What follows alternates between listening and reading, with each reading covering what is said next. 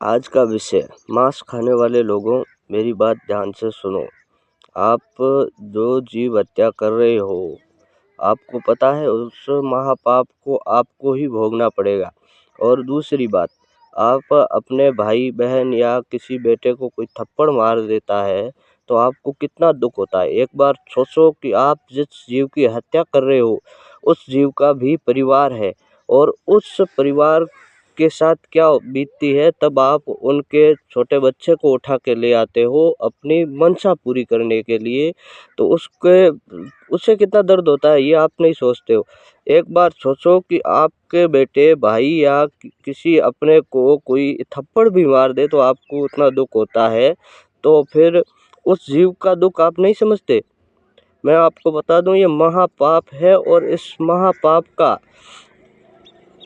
ये महापाप सबको भोगना पड़ता है। मैं आपको एक कथा के अनुसार बताता हूँ कि जब महाभारत समाप्त हुआ था तो श्री कृष्ण भगवान से धृतराष्ट्र जी ने पूछा कि मेरे को मेरे 7 जन्म की पता है कि मैंने 7 जन्म में कोई पाप नहीं किया, फिर मुझे ये क्यों देखना पड़ा, मैं अंधा क्यों हुआ और मेरे जीते जी मेरे 100 पुत्र क्यों मरे। हालांकि पांडव तो 5 थे और मेरे 100 थे, फिर भी मेरे 100 पुत्र क्यों मरे। तो कृष्ण भगवान ने उन्हें क्या जवाब दिया, सुनिए। कृष्ण भगवान ने कहा कि राजन, आपको 7 जन्म की दिख रही है, आप 8वें जन्म की देखो। आप 8वें जन्म में ही धरती के राजा थे, आप 8 जन्म से लगातार धरती के सम्राट बने हुए हैं।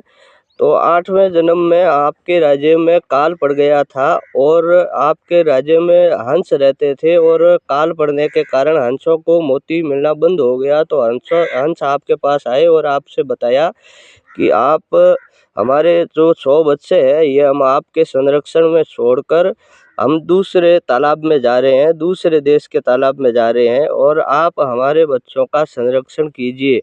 तो आपने आली मुफ्तियों को आदेश दिया कि इन बच्चों को अपने मोती गृह में रख लिया जाए। और उसके बाद में जब वो हंस तो वहाँ से चले गए, कुछ दिन बीतने के बाद में जब आपका भोजन बनाने के लिए जो वस्तु लाई गई थी वो किसी कारणवश या कोई जीव उठा के ले गया, तो आपके आली मुफ्तियों ने उसी हंस के बच्चे का भोजन आपके लिए बना दिया और आपने उस भोजन को ग्रहण कर लिया और आपने उनको बताया कि ये भोजन बहुत अच्छा है और आप ये भोजन हमेशा हमारे लिए बना के लाइए।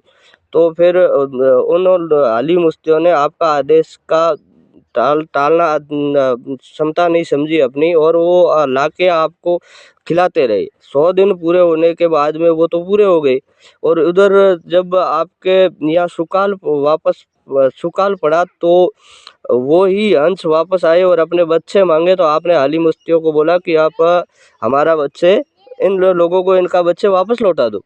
और जब इन लोगों ने कहा, पूरी कहानी बताई कि ऐसे ऐसे हुआ और हमने आपके बच्चे आपको ही खिला दिए, तब आपने उस हंसों से क्षमा मांगी, परंतु उन्होंने आपको क्षमा नहीं किया। उन्होंने आपको श्राप दिया कि आपने अंधा होकर राज किया, इसलिए आप अंधे होंगे और ये 100 पुत्र हमारे गए हैं, इसी प्रकार आपके ही 100 पुत्र जाएंगे और आप कुछ नहीं कर पाएंगे। तो पाप 7 जन्म छोड़ो 8वें जन्म में भी भोगना पड़ता है, तो ये महापाप मत करो। एक बार अपने घर पे लेके सोचो कि आपके बच्चे को कोई उठा के ले जाए या आपके बच्चे को कोई मारे तो आपको कितना दुख होगा। आप दूसरे जीवों को मार रहे हैं, आपको मतलब उनको कितना दुख होगा। आप दूसरों का दर्द भी समझिए, उनका दर्द भी समझिए और ये मांस खाना छोड़िए और शुद्ध शाकाहारी भोजन ग्रहण कीजिए ताकि आपकी बुद्धि भी शुद्ध हो। अन्यथा आपकी बुद्धि भी भ्रष्ट हो चुकी है। ये आप जो भोजन कर रहे हो ना, भोजन के अनुसार ही अपनी ये बुद्धि होती है। इसलिए सुधर जाओ और अपनी सोच बदलो और अब सोचो। एक बार सोचोगे तो आपको पता चलेगा कि आपके बच्चे के ऊपर कोई हमला करता है तो आपको कितना दुख होता है। उसी प्रकार हर जीव को उतना ही दुख होता है। जय श्री राम, जय हिंद।